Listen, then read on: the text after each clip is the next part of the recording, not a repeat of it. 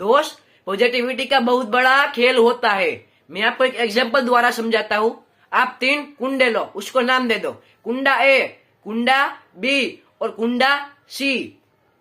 उसको समान अधिकार, समान सूर्य प्रकाश, समान पानी और समान हवा, सब समान ही दो, समान खात दो। फिर आप 6-7 दिन के बाद कुंडे ए के पास जाकर कहना है, अरे रे तू तो मुरझा गया है, तू तो बड़ा हो ही नहीं हो रहा, तेरा तो विकास हो ही नहीं रहा।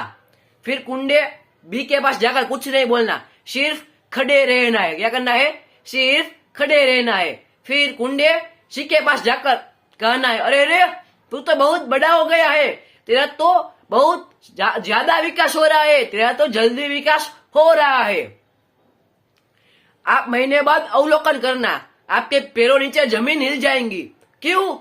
क्योंकि वृक्ष को भी पॉजिटिविटी चाहिए। ये देख लो, कुंडे एका विकास ही नहीं हुआ, सब विकास ही नहीं होगा, छोड़ बढ़ गया।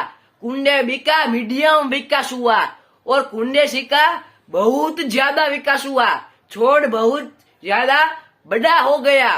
आप सोचो कि वृक्ष को भी पॉजिटिविटी चाहिए। ये वीडियो खासकर माताओं को शेयर करना।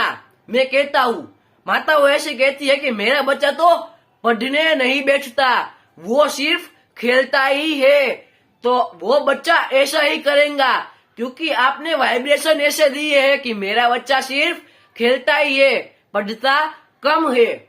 आप आज से ऐसे वाइब्रेशन शुरू कर दो कि मेरा बच्चा सिर्फ पढ़ रहा है, खेल कम रहा है, तो अपने आप बच्चे में कुछ होगा और आपका बच्चा पढ़ने ज्यादा लगेगा और खेलेगा कम। क्या करेगा? खेलेगा कम।